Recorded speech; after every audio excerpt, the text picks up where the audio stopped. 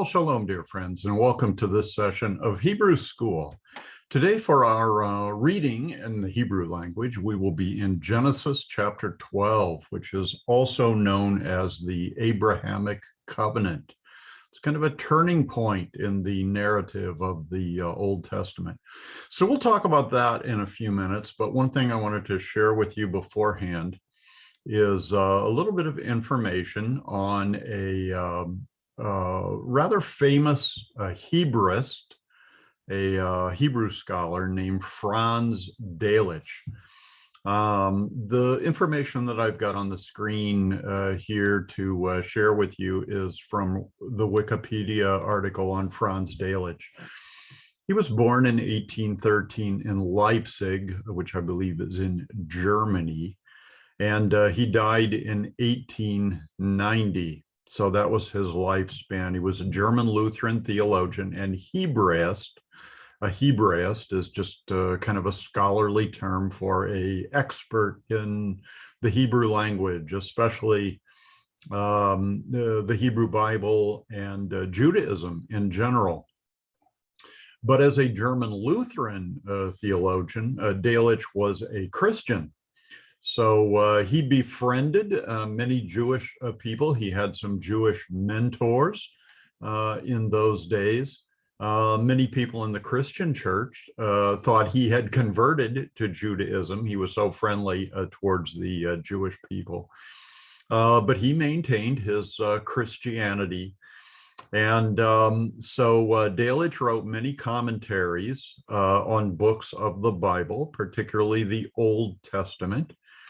He wrote about Jewish antiquities, that just means ancient things in Judaism, and biblical psychology, as well as a history of Jewish poetry and works of Christian apologetics. So he was kind of a Renaissance man. I mean, he had lots of skill areas and made lots of contributions to the biblical faith.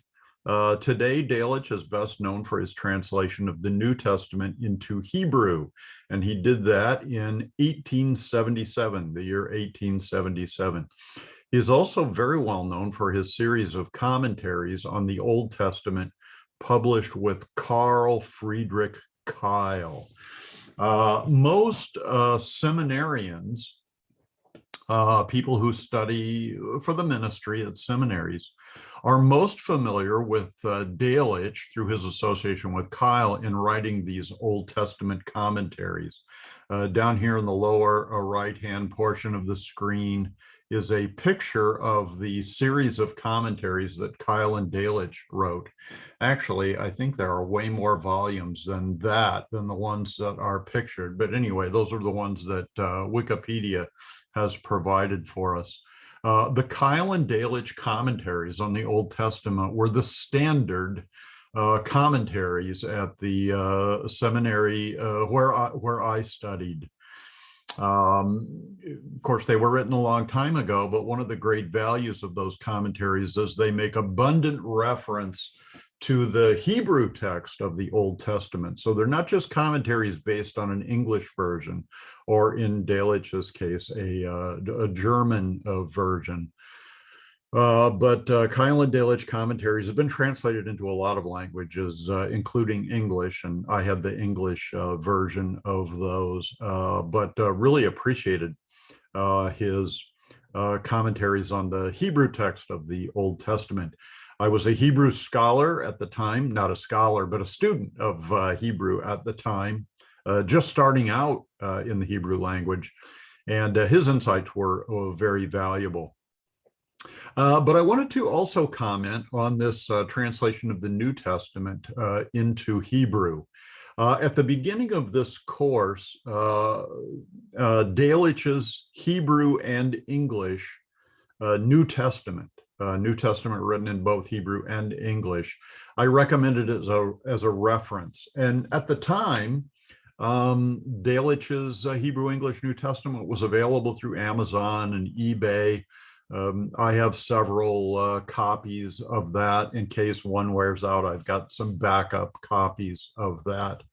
But as I looked through Amazon and eBay today, I didn't see any of the Delitzsch Hebrew English translations of the New Testament that I was looking for. There are some only Hebrew ones with no English text, and there are some others that are published under a different cover with his name attached to it. But some of the comments, the reviews of those books indicated that this isn't Delitzsch's Hebrew New Testament at all. At one time, Delitzsch's Hebrew English New Testaments were available through the Israel Bible Society, which we talked about in the last video. But I looked at their store today, and they don't seem to have any of those available for sale anymore. So I think these Delitzsch New Testaments are apparently becoming kind of a collector's item. So if you're able to get a hold of a copy of that, it may be worth a lot of money someday. Delitzsch collaborated with Carl Friedrich Keil in the commentary series, which covers the whole Old Testament. It was first published in 1861 and is still in print. And I have Delitzsch's Keil and Delitzsch commentaries in electronic form on most, if not all, of my Bible software programs. Delitzsch contributed to the commentaries on the book of Job, Psalms, Proverbs, Ecclesiastes, Song of Solomon, and the book of Isaiah. Independent of this series, Delitzsch also wrote a commentary on the book of Genesis, which I've not been able to find. That was published in 1888. Delitzsch's translation of the New Testament to Hebrew in 1877 is still considered the standard New Testament edition in Hebrew and is in its 10th edition. It was revised by a young Arnold Ehrlich at Delitzsch's insistence. I gather that Delitzsch was Ehrlich's mentor and teacher. This edition was intended to be used for proselytization or evangelism among Jewish people. That was Delitzsch's heart. He had found the Savior, Jesus, Yeshua, in the Hebrew language, and he did everything he could to reach out to the Jewish people and bring them to faith in Yeshua. Later, it was revised by Gustav Dahlmann, with whom he shared a common interest in the evangelization of the Jews. It's remarkable that these editions were composed before the modern revival of the Hebrew language, but translations still remain fresh and alive for readers today. Actually, it was in the last video that we talked about Eleazar ben Yehuda, kind of the father of the modern Hebrew language in the present kind of reborn state of Israel. It was in the previous video that we talked about the Israel Bible Society. And I don't believe Delitzsch's translation of the Hebrew New Testament is, in fact, the standard. I believe the Israeli Bible Society modern Hebrew translation of the New Testament is the standard, and that's the one that's easily accessible in a lot of different forms.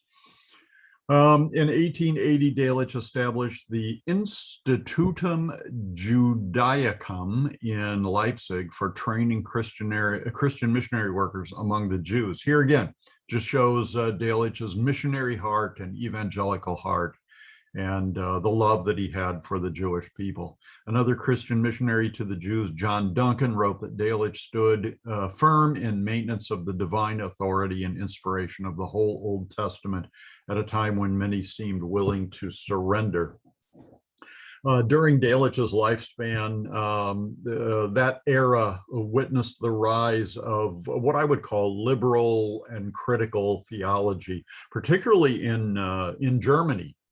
And Delitzsch stood in resistance to that. He honored the Bible. He believed that it was inspired by God and totally reliable, and just a kind of a miraculous book for us to have. So I think he was kind of an exception to the rule in that regard. So I wanted to share a little bit with you about Delitzsch I know a few years ago they came out with an English Hebrew translation of the Gospels in kind of a fancy boxed set of editions, which I got. I purchased that when it came out.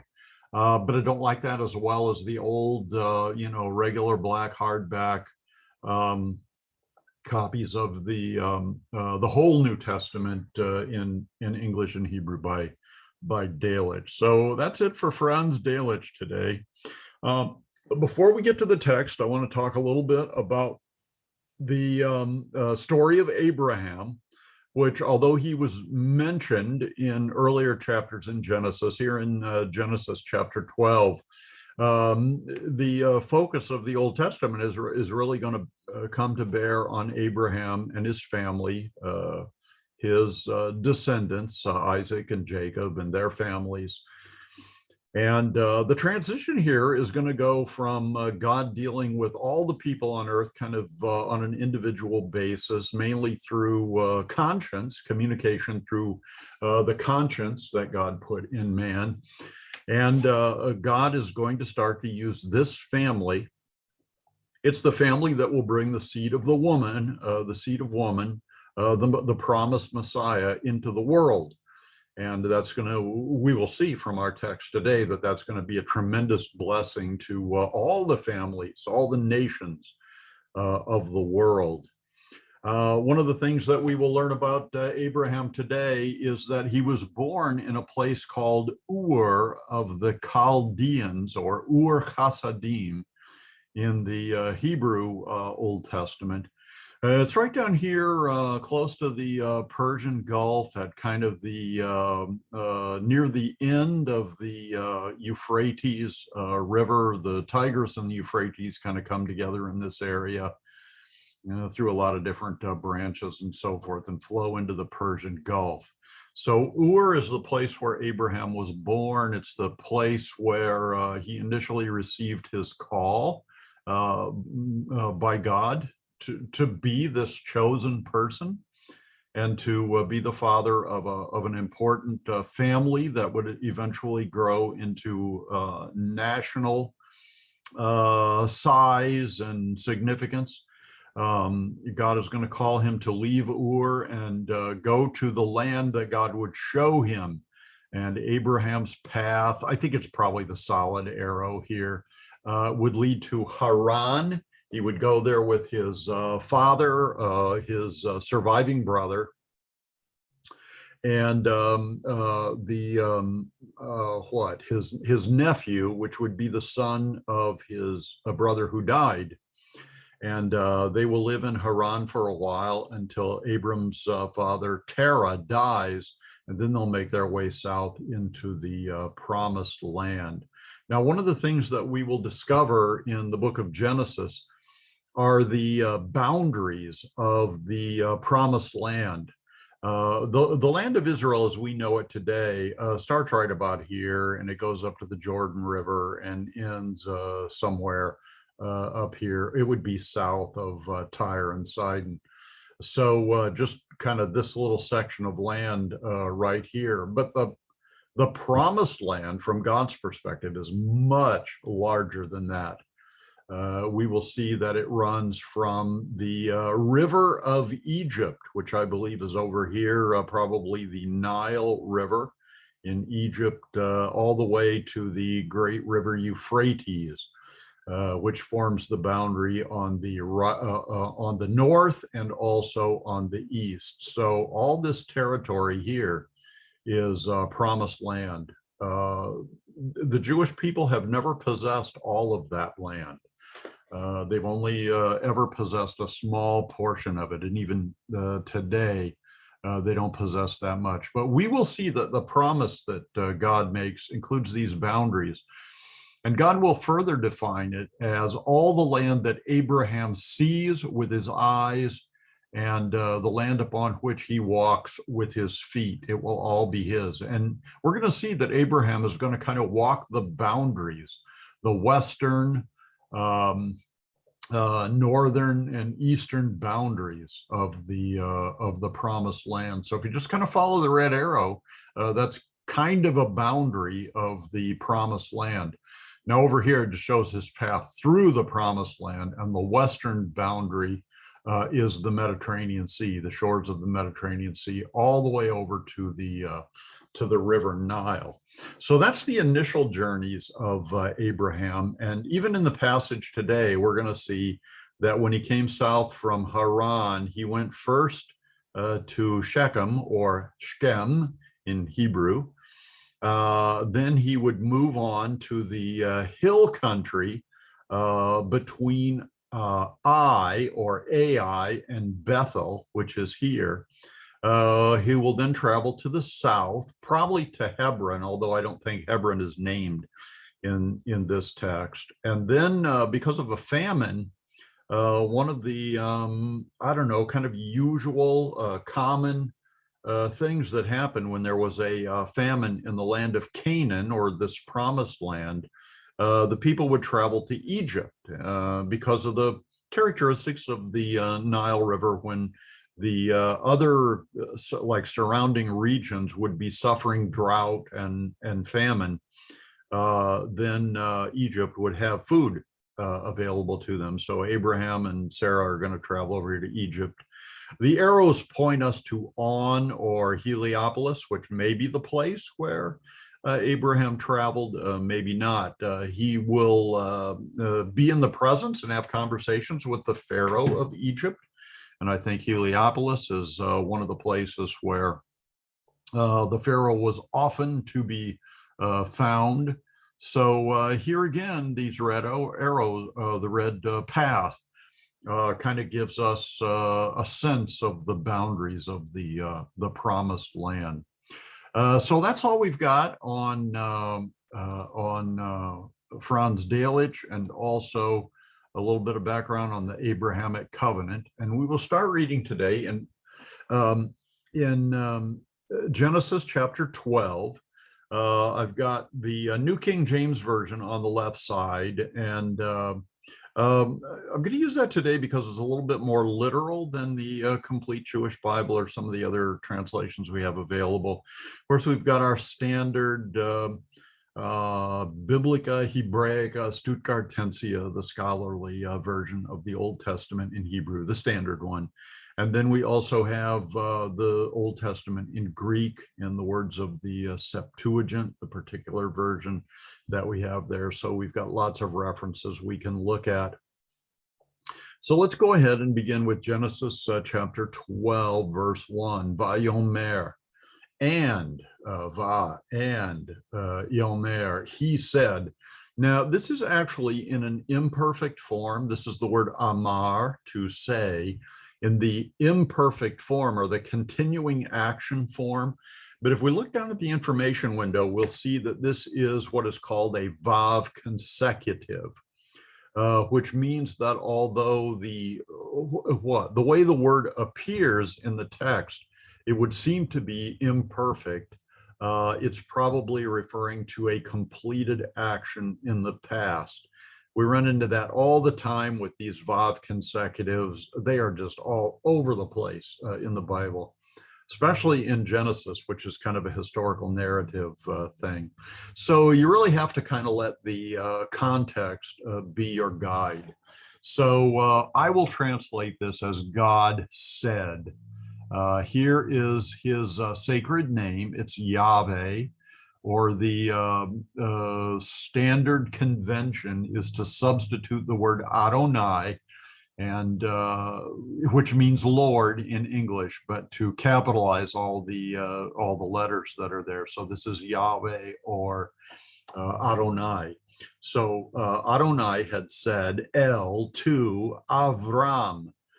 Avram was Abraham's name until God changed it to Abraham, and he'll change it, a few chapters down the road. I think it's in chapter 17.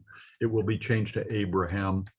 Avram means exalted father. Av is father, Ram is exalted, and if you stick a hey in the middle of it, It has reference to kind of a multitude that would constitute a nation.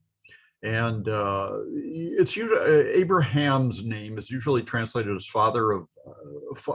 certainly father of nations, or even father of many nations. Ram can also not only mean like high and exalted, but also numerous.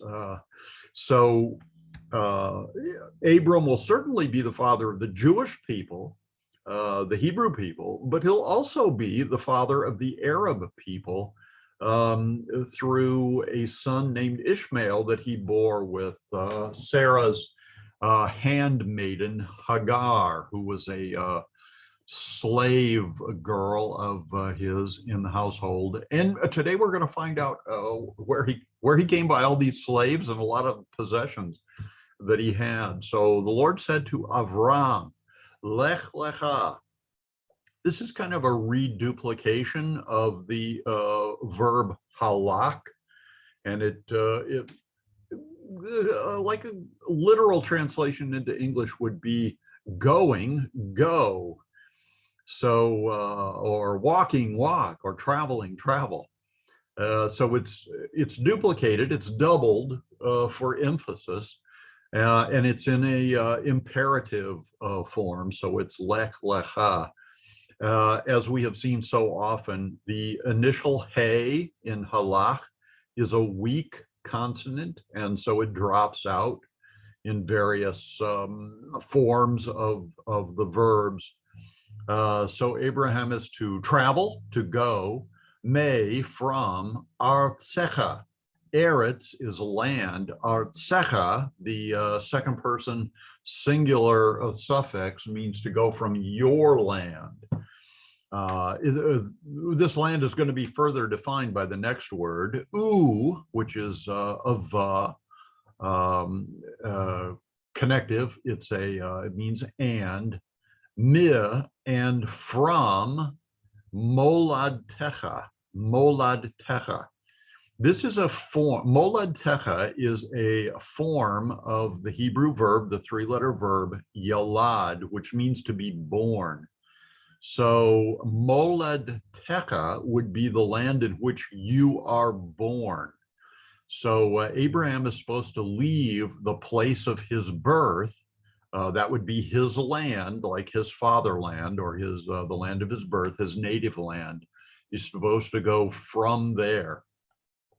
Mibet, and from.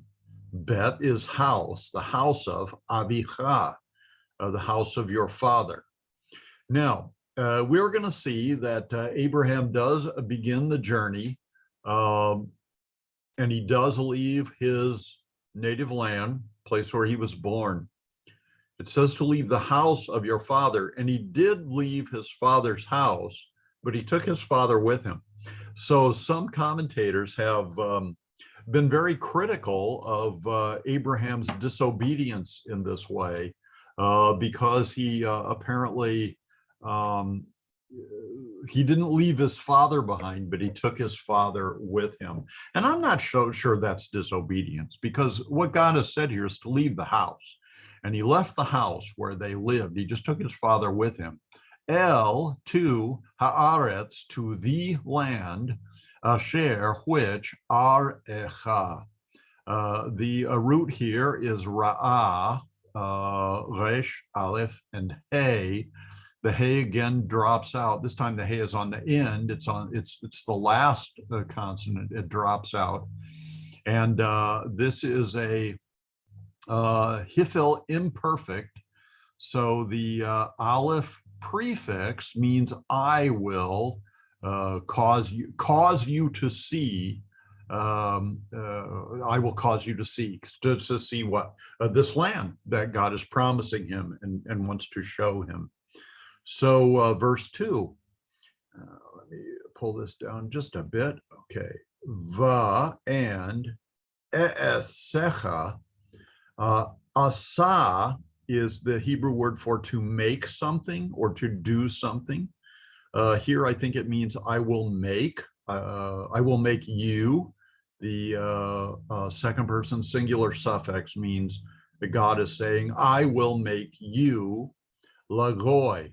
The lamed means to or into. And what's he going to make Avram into? It will be a goy. Gimel, Vav, Yod in this form, but the root word is Gimel, Vav, He. Again, the He is weak, so it drops out. But a goy in Hebrew is a Gentile, but it also means a nation. So here, in fact, God is not saying that he's going to turn Abraham the Jew into a Gentile. He's saying, I'm going to turn Abraham, who is like childless and just has a relationship with his wife, but no children so far. I'm going to turn you into a nation.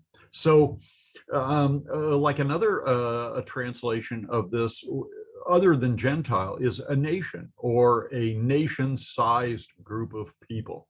So that's what's being promised here. The word goy is kind of interesting because later when the Jewish people develop into that nation, then all the other peoples of the world will be considered Gentiles, other than those who have the direct,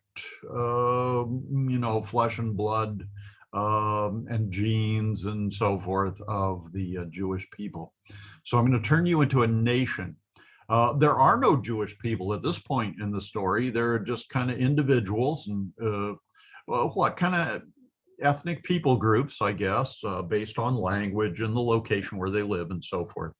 But God is saying to Abraham, I'm going to turn you into a nation. And it will require him to multiply Abraham's family greatly. So it's not only a nation, but it's a goy gadol. Gadol is the Hebrew word for large or significant or great. Ve'avarecha,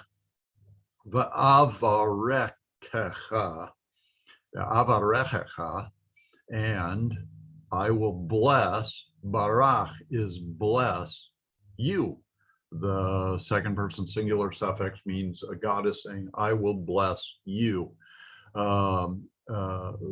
Beit resh, kaf, is the root word for blessing. It's also the word for a person's knee. So blessing someone means to kind of bend the knee toward them.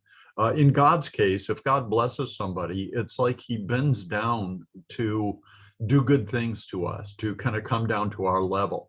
And if we bless God, which people can do, it means that we bow the knee and we worship him and acknowledge who he is. So we receive good things from God and we give him worship kind of in return, just because of acknowledging who he is.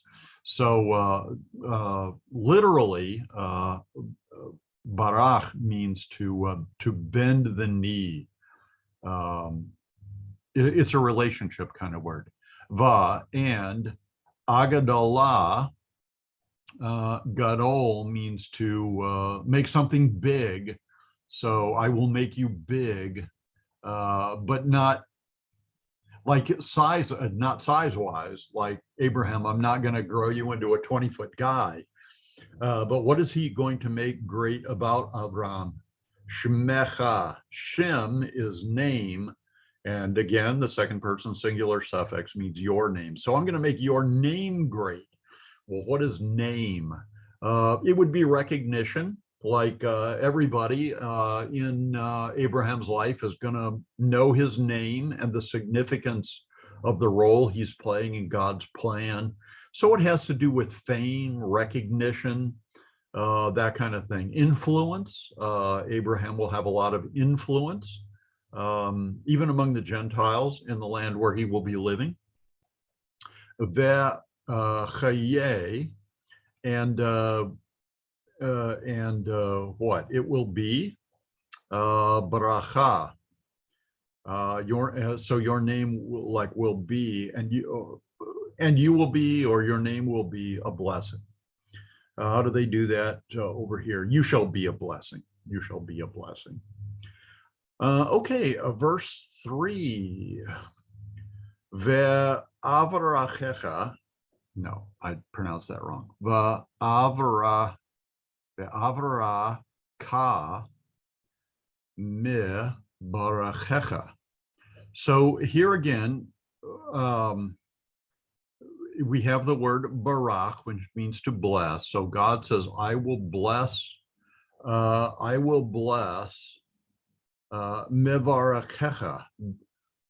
Like, this is the ones who bless you. So if people bless Abraham, God will bless them. I know that's kind of confusing, but it's a theme that runs all through the Old Testament. So I will bless those who bless you. And then there's the other side of the coin, mekalelcha. This is usually translated curse, but it also, like kalal in Hebrew, means to be small or insignificant. So God is going to enlarge or magnify the greatness of Abraham, but for those who don't bless him, he's going to make them small and insignificant, which is kind of a curse in itself. So those who curse you, which does mean to curse. Actually, there are many Hebrew words for cursing. This is just one of them. Kalal sort of means to curse. And those who curse you, like I will curse. And nivraku, and will be blessed. This is a nifal form, so it's passive. So they will be blessed, vacha, in you, call any or all, mishpachot. Mishpacha is the Hebrew word for a family in the singular, and then the plural of that is mishpachot. So God is going to bless all the families of the earth, ha'adamah.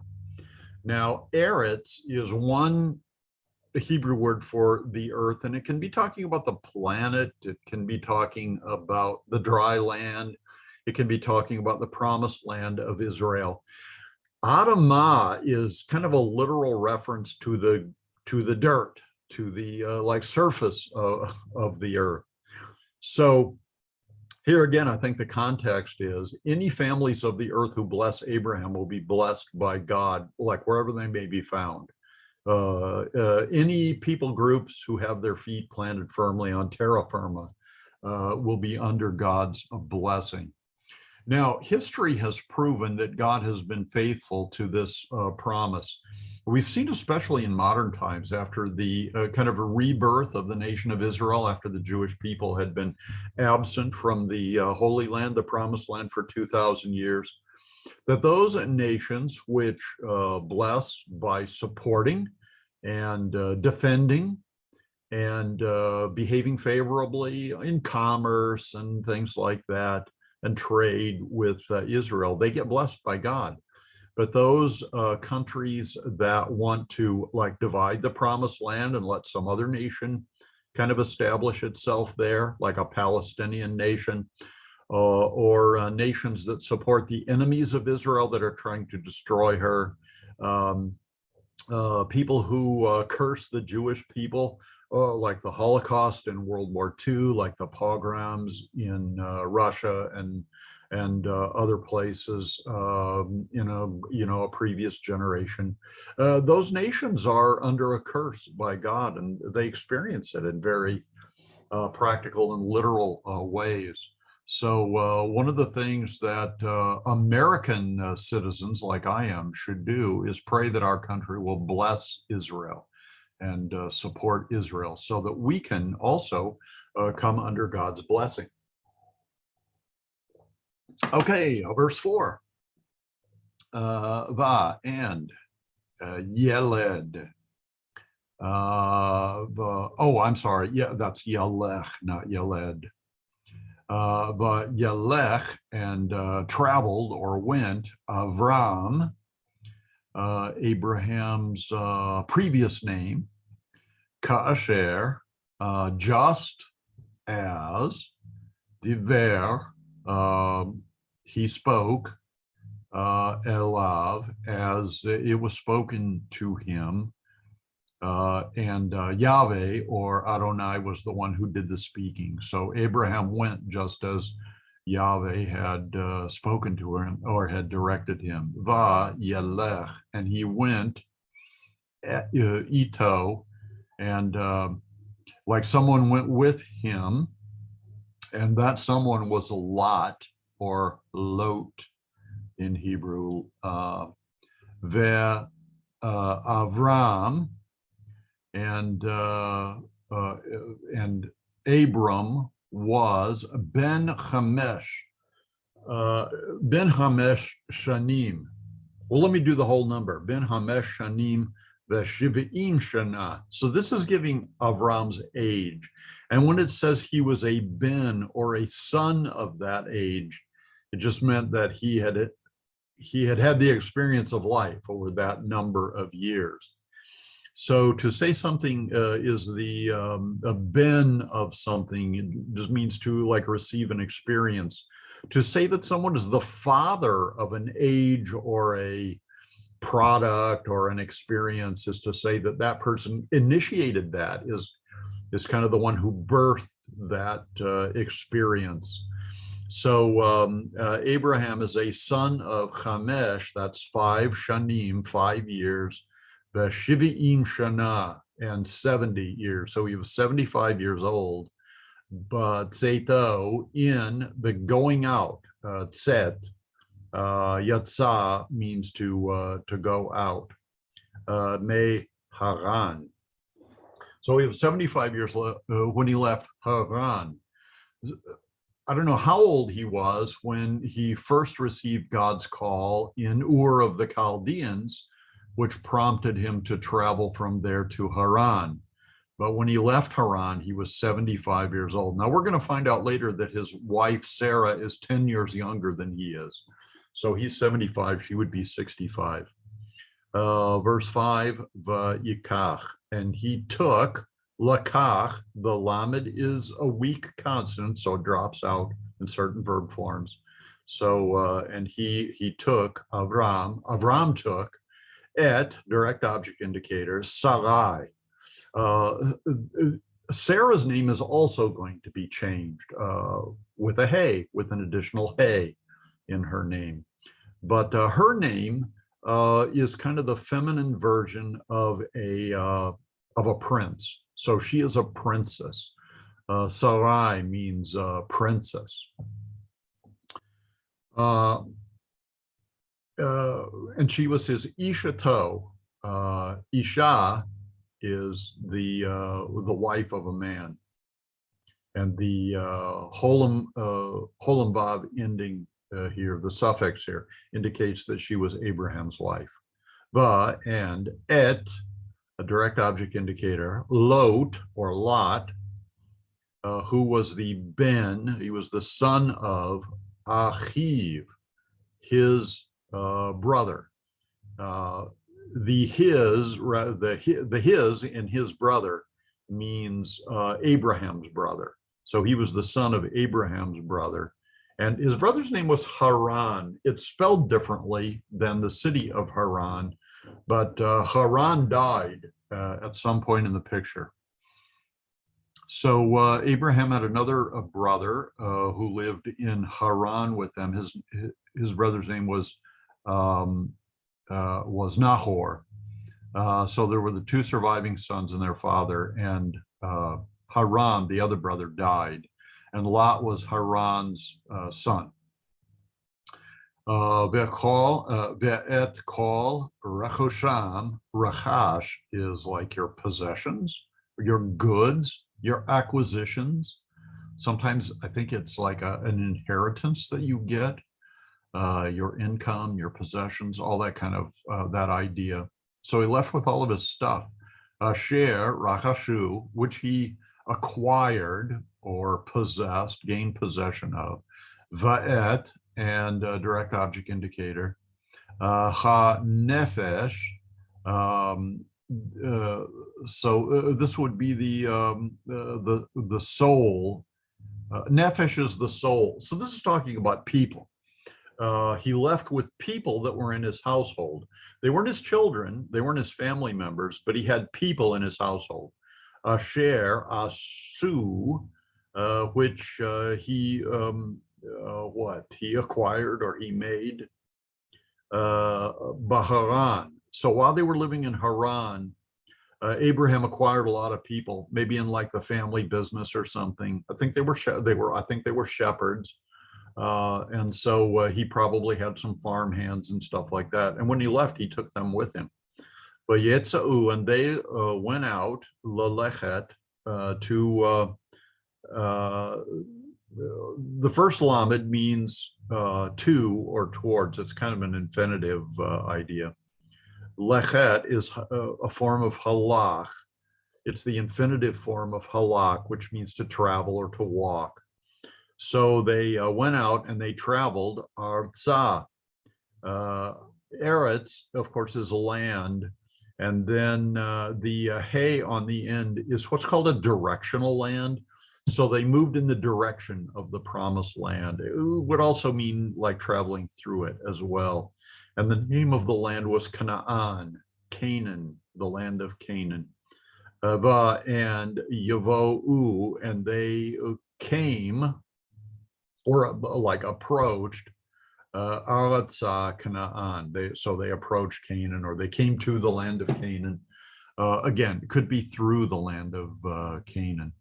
Verse 6, Vaya'avor, and avar means to like pass from one place to another. So to kind of travel over or through or by, something like that. So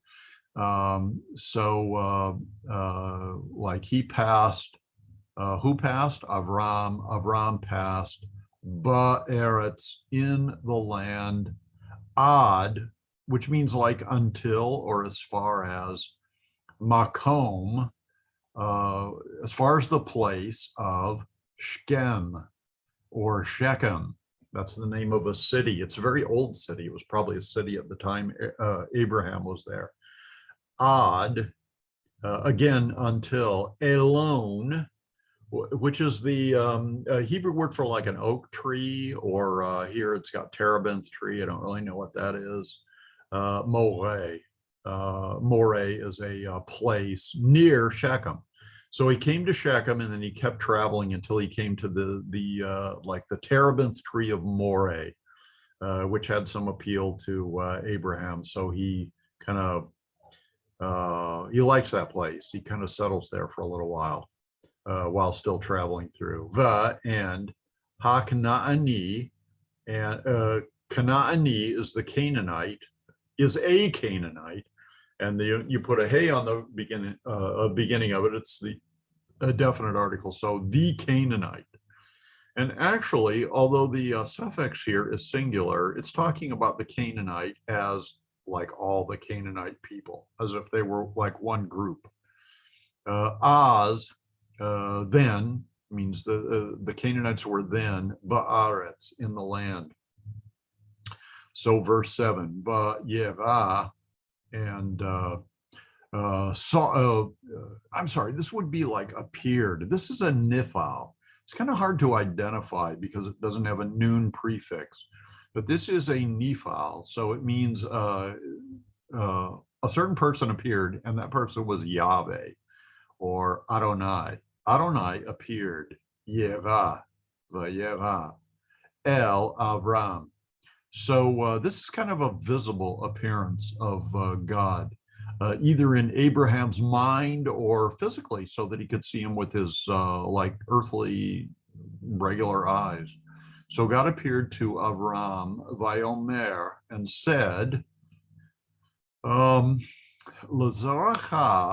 eten, to your seed I will give et haaretz, I will give the land, hazot, this here land, the land which is this land, vayeven, and he built, this is a reference to Abraham, Abraham built Sham, there, Mizbeach. Mizbeach is a noun, and it means an altar. Zevach, the verb, Mizbeach has a verbal root. Zebach means to offer sacrifices, like offer animal sacrifices. So he built an altar, La Adonai, to Yahweh. He built an altar to Yahweh, Vanira'eh, Ha-nira'eh, the one who had appeared. Here again, we have the Nephal, to appear. It's a passive form. Elav, so Yahweh had appeared to him.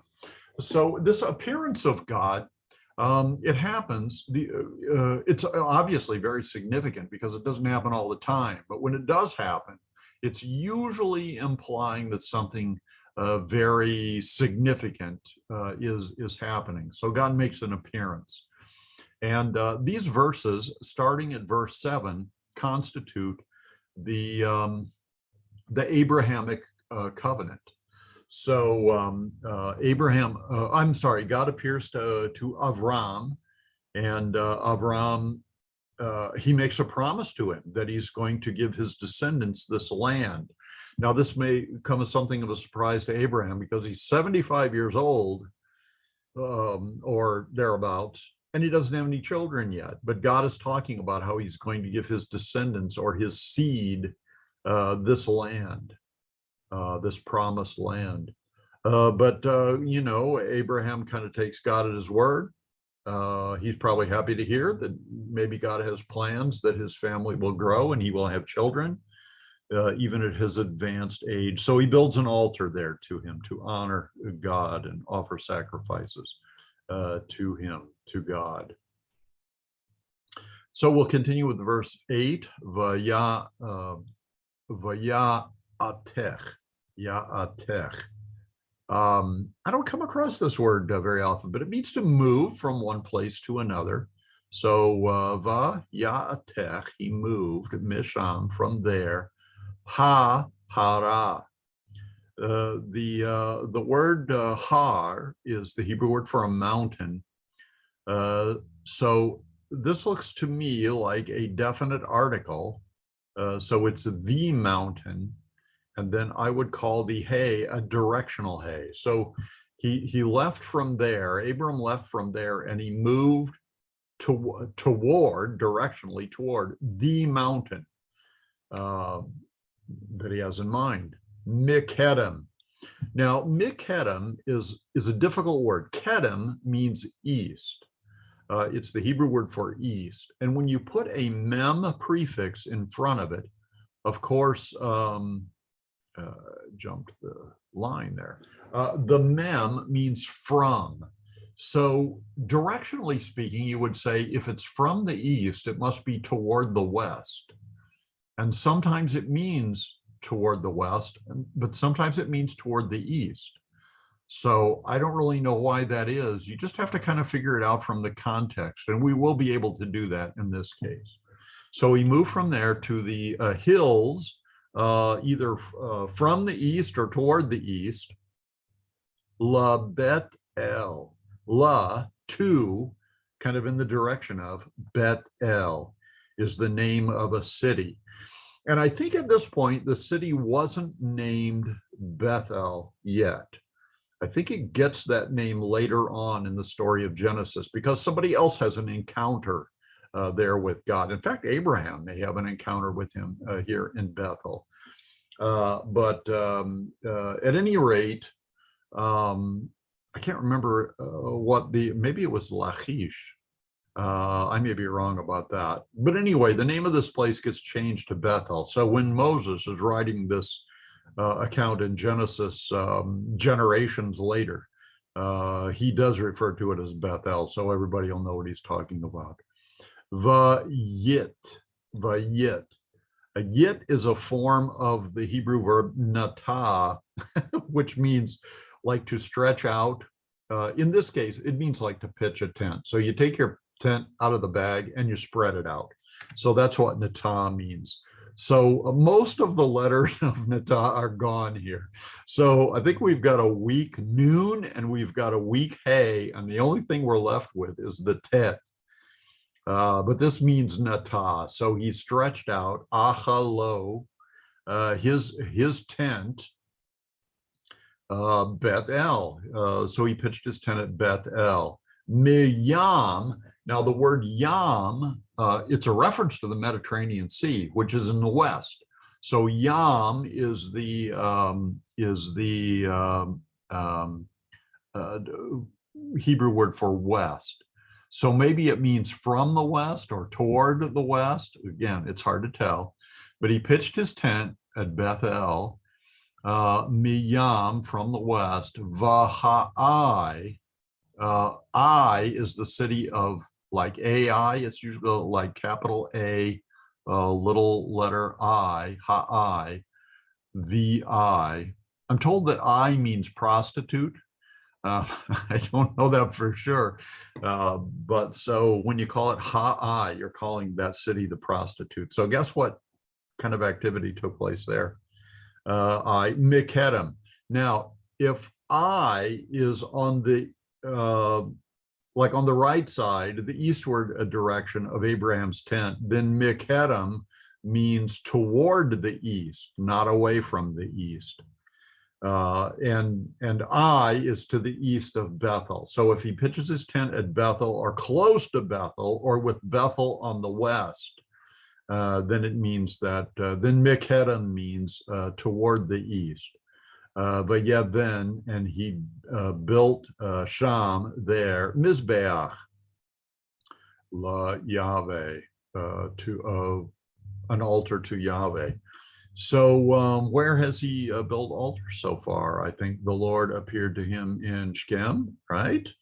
And he built an altar there, and then he moved from Shechem to Bethel, and he builds an altar there as well. So we're in verse 9.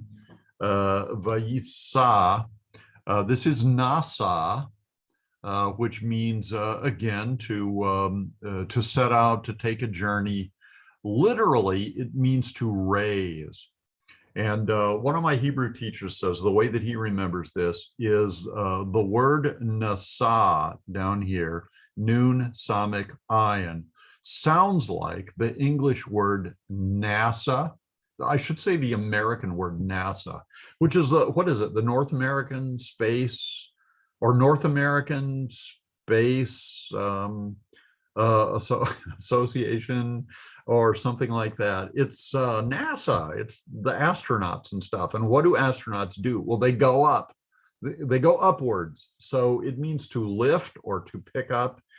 In this case, if you're pitching a tent, when you nasa, I think you pull up your tent stakes, which is an indication that you're going to travel onward. So he nasad, or yisa, Avram. So Avram yisa, he traveled, halok, walking, naso, here's NASA again, and he traveled, ha negeva. We've got a lot of directional words here. We've talked about the east, Kedem, and the west, Yam. Here we've got Negev, which is the Hebrew word for the south. And I believe Negev means like dry and hot or arid or something like that. So the Negev is in the south, where the further south you go, the hotter it gets. So he traveled to the south. Verse 10. Vayehi, and it was a Ra'av. So there was a famine. Ra'av is a famine. There was hunger. Ba'eretz, in the land. That would be the land of Canaan where they were living. And he'd moved to the Negev. So I said when we were looking at the map that he was probably went to Hebron. Hebron is still in modern day Israel, south of Jerusalem. But the text doesn't say he went to Hebron. It just said he went south. And the further south he got, the worse the famine was. Yered, and he went down. Avram went down. Avram is the subject. Mitzrayimah. Mitzrayim is the Hebrew word for Egypt.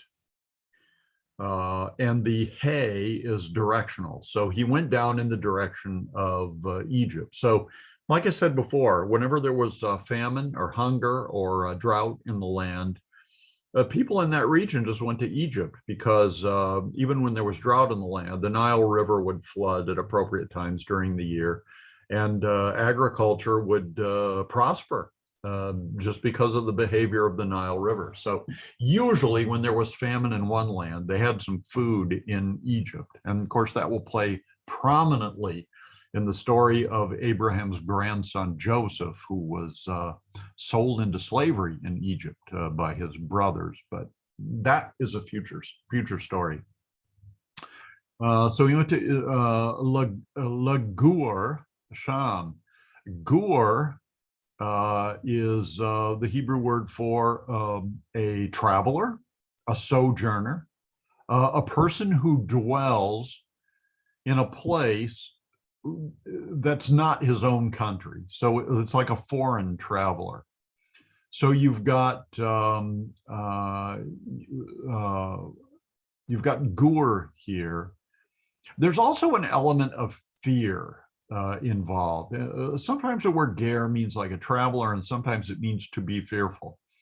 And I think the connection there is like when you travel in a foreign country, a place where you're not familiar, you're a little bit out of place and it makes you uncomfortable. It makes you fearful that something bad might happen to you. So they are going to Egypt to travel, Sham there. Ki, because kaved. Kaved means heavy or severe, but it's also the word for glory, like God's glory. It's literally speaking of the weightiness of God. A lot of times when you see people in worship, particularly in Pentecostal or charismatic circles, you will see people putting their hands out like this with their palms facing upward, or they raise their hands in worship like that. And the idea, I think the origin of lifting up holy hands, the palm, palms heavenward, is so that you can sense the weightiness of God. And I'll just give you a little experiment here. You can pause the video if you want to, and just hold your hands out and worship God and invite him to make his glory known to you. And you will begin to sense the palms of your hands and your fingertips tingling. And that is the weight of God's glory resting upon your hands. You put your hands out there, God's going to fill them with himself, with his glory. So I believe that is the origin of lifting up holy hands so that God's people can experience the weight, literally the weight of his glory. Verse 11, Vayehi, and it was ka'asher, like when, or like when. Hikriv, karav means to draw close to. So when they were drawing close to, lavo, to come, to Mitzrayim, to Egypt, Vayomer, and he said, Abraham said, El, to or towards, Sarai, the princess, his wife, Ishto, his wife, Hinena.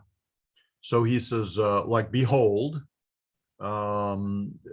behold, or look here, or let me have your attention.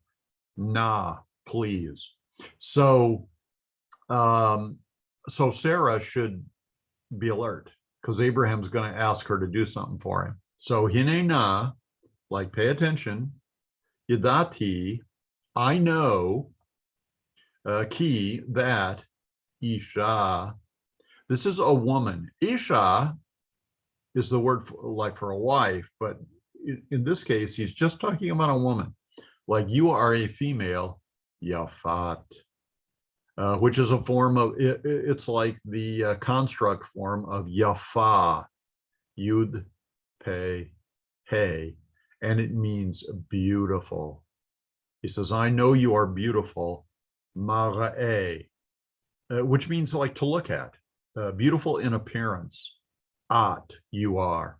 I know that a woman, beautiful in appearance, you are. Verse 12. Vechaya. And actually, this is, it's the verb of being, and it's in the perfect tense.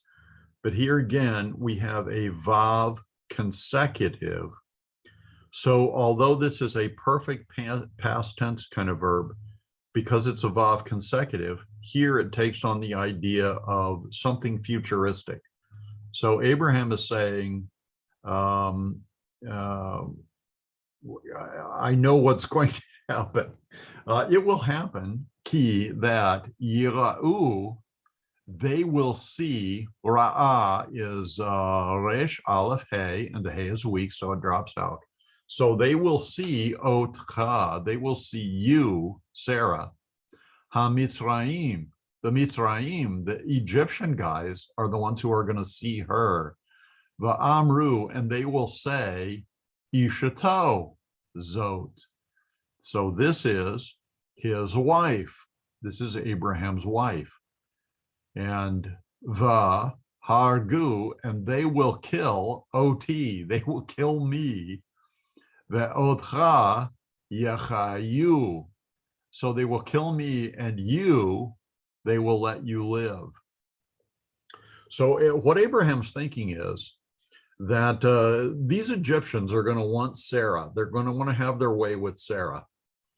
And if they come to the conclusion that she's his wife, they'll just kill him. They're not going to commit adultery. They've got that much morality. So they're not going to have their way with another man's wife. But if they think she's not his wife, if they think that she's not married, then maybe they'll let him survive and have their way with his wife. So from Abraham's perspective, they're going to have their way with Sarah. That's what Egyptians do. But if they think that she's not his wife, maybe they will let him live. Otherwise, they're going to kill him and have their way with her. So here's what he wants her to do. Imri, you say. This sounds like a masculine singular, like I say, but it's you say. This form is a feminine form of Amar. So I want you to say, not please say, Achoti. Achot is a sister. So the E ending would make, Sarah would be saying, I am his sister. At, so what is this? So please say, I am his sister. So I want you to say that I am his sister. So that Lama'an Yitav, it will be good, Li, to me, Ba'avurecha, on account of you. So it will go well with me on account of you. And the good part of this is he hopes to live. He hopes to survive on account of her saying, I'm his sister. Vahaita, and like I will live. My soul will live. Nafshi, my soul will live. Biglalecha, because of you. Like if you tell this story. Now, our gut reaction to this, our knee-jerk reaction is Abraham wants her to tell a lie because we already know that she's his wife. So he wants her to tell a lie to spare his life. Actually, that doesn't sound so unreasonable if he's got the Egyptians figured out correctly. And we will see that he does. But actually, this isn't a total lie because they are brothers and sisters. They had what was it? They had a different mother, but the same father, or a different father, but no, they had this same father, but a different mother, I think. So anyway, they are fairly close relatives here. So they would be stepbrother and stepsister, but they married. Nowadays, that would be taboo. That would be illegal. But in Old Testament times, particularly, that was not frowned upon.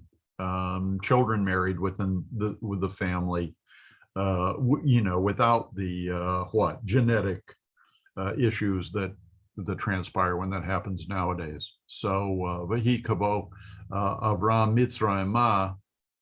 So it was that when Abraham Vayahi, and it was kavo, as he came, Avram, as Avram came, Mitzrayim, to Egypt, directional hay, vayira'u, and they saw, HaMitzrayim, the Mitzrayim saw, et Isha, saw his wife, ki yafa, that she is beautiful, just like Abraham said was going to happen. Ki, she was. He means she. Who is he? Me is, I'm sorry. Who is he? Who in Hebrew means he, and he in Hebrew means she, and me means who. So they saw her that she was yafa, beautiful, ma'od, greatly. She was very beautiful. And remember, she's 65 years old. Now, again, ages don't mean, like, don't get the wrong idea. She's not a typical 65-year-old, like a modern 65-year-old woman. You know, we talked about the rotation, the speed of the rotation of the earth and the effect that it had on these long lifespans. People are still living pretty long lifespans. So she's, you know, probably a middle-aged woman, the equivalent of what, 40 or something like that in the modern day. So they saw Ita, her, Sarai. Oh, you know, I called this Sarai, but this is Sarai. The vowel is different. Sarai is Sarah's name. Sarai are the princes. Remember, her name means princess, the feminine of a prince. This is a masculine form of a prince, the princes of Pharaoh, the princes of the Pharaoh, the king of Egypt. Pharaoh, by the way, is the title of a king of Egypt. So every generation of kings of Egypt is called Pharaoh. They're all called Pharaoh because it's a title. But then, of course, they have their different, like their first names. So it would be like King, Ramses, or who, you know, whoever the Pharaoh is. Vayechalalu, and they praised. Hallelujah means praise to Yahweh. Hallelu means they praised, but they weren't praising Yahweh. They were praising Otah. They were praising her. El, towards or in the presence of Pharaoh. So these princes of Pharaoh praised Sarah to him. Va to kach. So the tav prefix here means it's feminine. So she was taken. This is a passive kal form of halach. But again, I'm sorry, lakach. The lamed is weak, so it drops out. So this is she was taken, a kal passive.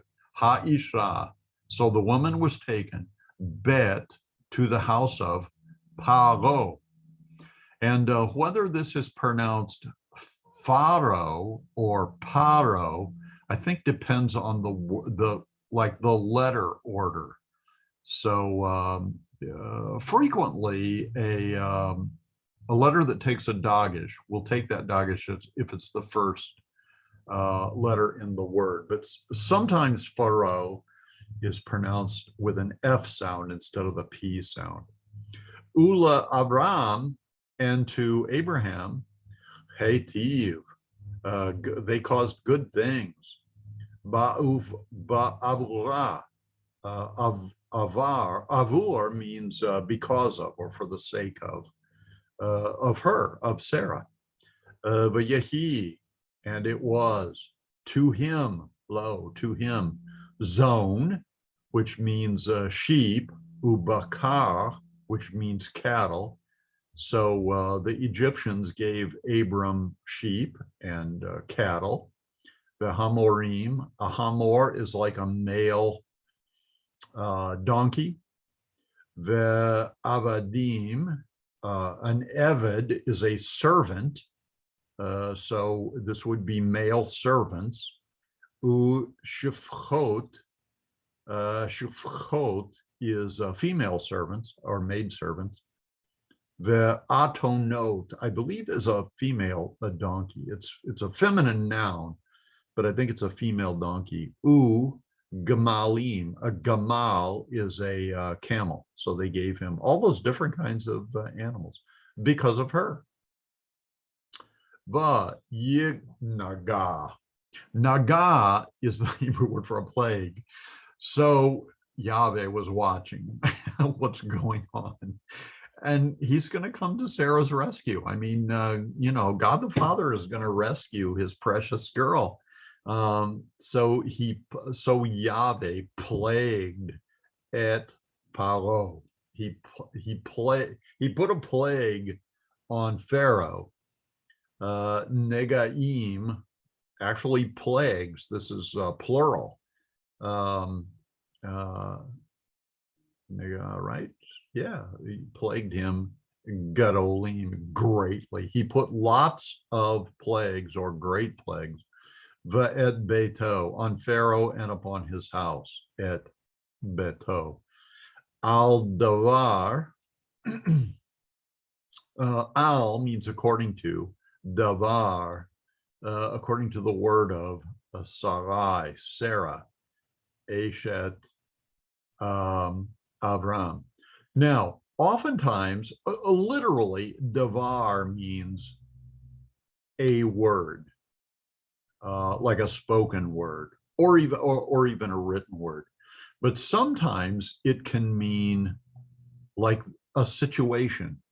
It can talk about something that happens, the matter of Sarah, and that's what it means here. So these great plagues happen because of the matter or the issue or the events that transpired concerning Sarah, the wife of Avram. So after these plagues hit the household, Vayichra, and he called Pharaoh. So here in all the other cases we've pronounced it Paro with a dagish. But here, the Fe does not have a dagish. And I think it's because it follows an aleph. We can kind of check that out as we continue to talk about the Pharaoh. But here it's pronounced Pharaoh. In the other places, it was Paro. And the dagish was either there or not. So it was Pharaoh who did the calling, La Avram, to Abram. Vayomer, and he said, Mazot. What is this? Asita, you have done li to me. What is this you have done to me? Lama, why? Lo higidata. Why did you not tell me? Let's see. Neged means to be a witness, an aid. No, I've got the wrong word here. Negad would be like what? To be before a person to tell them something. Why didn't you come into my presence and tell me this? Hagidta, why didn't you tell Lee? Ki, because Eshtecha, Ishtecha, tell me that the woman was yours, that she is your wife. Why didn't you tell me that she was your wife? Verse 19, Lama, why? Amarta, did you tell or did you say, Achoti, my sister, she is. Va'ekach, and I took ota, her, li, to myself, la isha. So here Pharaoh is telling what he had in mind. He was taking Sarah to himself to be his wife. He was going to sleep with her. He was going to have sexual relations with her. But God came to his rescue and plagued him. And I don't know how he understood what the reality was, that she was Avram's wife. But he figured it out.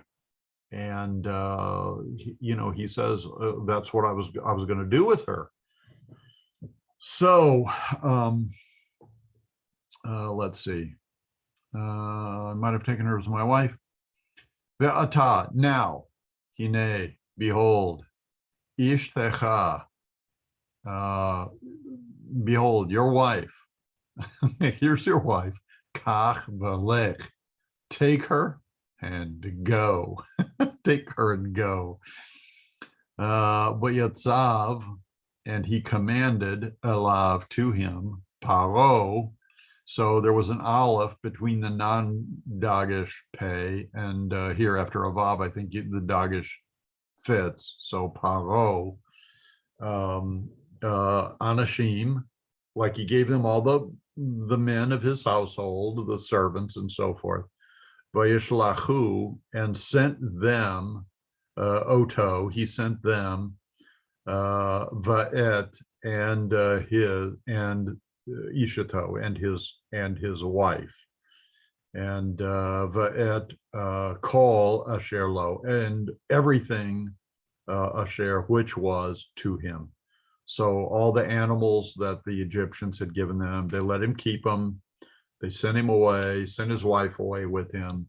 So he got all the wealth and stuff there from Egypt, but he had to go because of the bad things that had happened to Pharaoh. Now, this story of Abraham and Sarah in Egypt is not the last time a very similar thing is going to happen. Later, Abraham and Sarah are going to go to Philistine territory, to the Philistine king, and Abraham is going to have the same concerns about what the Philistines are going to do to his wife.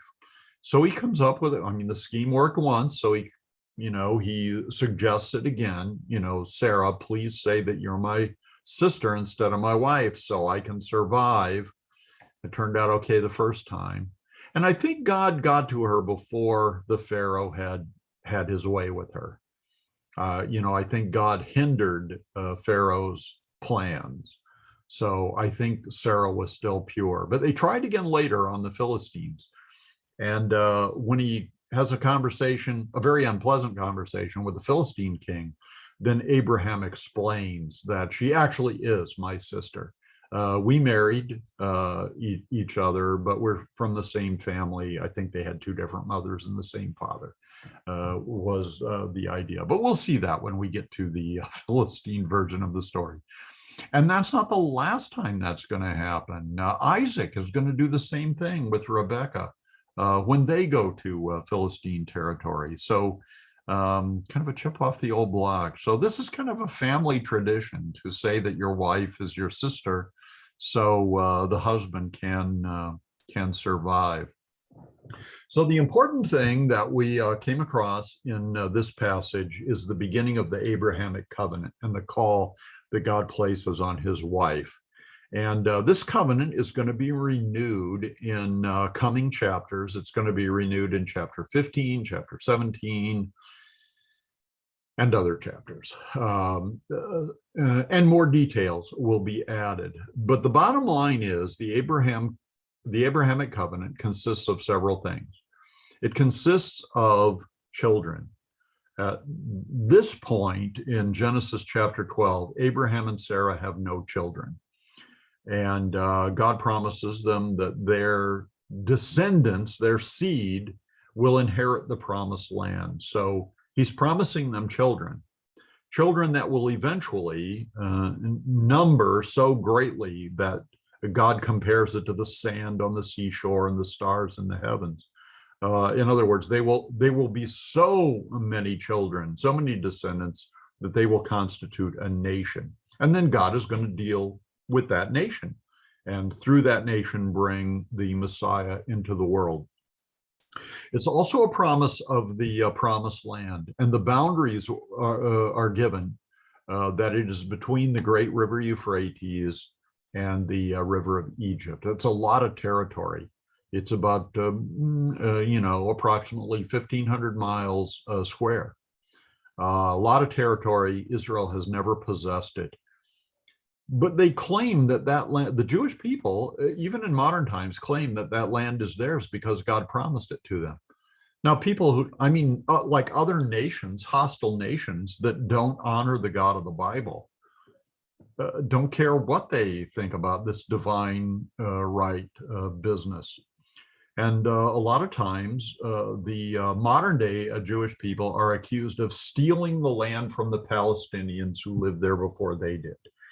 But that's just not the case. During the Zionist movement, which started in the late 1800s and then throughout it would be the 20th, I'm sorry, the 20th century, the 1900s.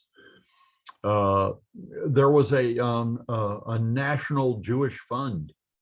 Jewish people from all over the world contributed money to this. So Jews from all over the world who were willing to do so could be given money to purchase land. And they usually purchased it from the British, who were at that time in the 20th century, the 19th and 20th century.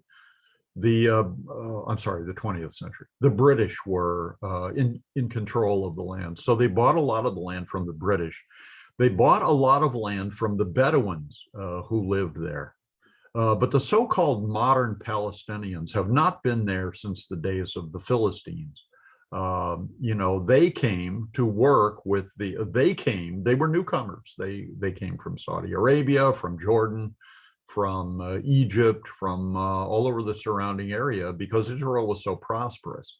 So they came there to work, and they came to work side by side with the Jewish people. And it was these radicals like Arafat and the PLO who stirred up the Arab people to get them to riot and visit violence on the Jewish people. During that Zionist movement. The Jewish people claim it by divine right, but they've also, even if the divine right thing was not prominent, if it was just discounted, they purchased that land. That land was bought. They have deeds to that land, and they have farmed it and they've developed it. They changed it from a desert. When Mark Twain visited in, I think it was the mid 1800s, when he visited Israel, there was nothing there, or there was a desert. He said that he couldn't even tell that people had ever lived there. These Bedouins, people who live in tents, were kind of transiting through the land, and he encountered some of them. But there were no developed cities. There was no developed agriculture. It was just a wasteland. And the Jewish people bought up property in that wasteland, and they developed it. They developed it through agriculture and farming and growing crops and technological development. So they bought it, and they have developed it. So, they have that claim to it. They also have claim to some of the territory because they won it in war. And the Jewish people, Israel, has never initiated a war. They've fought many wars, but they have always fought them defensively. And they've always been victorious. And so they've gained some territory that way. But substantially, their claim to the land is because God promised it to them, and they've never occupied all of it, but they're confident that they will. So you've got the promise of children, the promise of the land, and then the promise of the blessing. God said he would bless Abraham and his descendants, and in turn, he would bless those people who bless Abraham and his descendants. But those who curse Abraham and his descendants will be under the curse of God. And then the final blessing associated with that, and God says, through you, all nations will be blessed. And that's a specific reference to the Messiah, because it's through the family of Abraham, Isaac, and Jacob that the Messiah will come into the world. And how does he bless people? By being their savior, by delivering them from their sins, by paying the penalty that their sins deserve. So the Abrahamic covenant, the land, the offspring, and the blessing, still very much in play today. And, we see it on the world scene with everything that's going on in the Middle East. So that's the end of chapter 12. Let me give you the blessing. We'll do it in Hebrew today. And I know there is some debate about whether or not you should use God's name Yahweh, but when God instructed the priests, the Levitical priests, in Numbers chapter 6 to bless the people, he said what they were supposed to do is to pronounce God's name on them. So when I say this blessing, I say it with God's name, Yahweh. Vayivarechecha Yahweh vayishmarecha. Ya'er Yahweh panav elecha vayuchanecha. Yisa Yahweh panav elecha vayasem lecha shalom. And that means the Lord bless you and keep you. The Lord make his face shine upon you and be gracious to you. The Lord lift up his countenance on you and give you peace. So long, dear friends. Hope to see you for the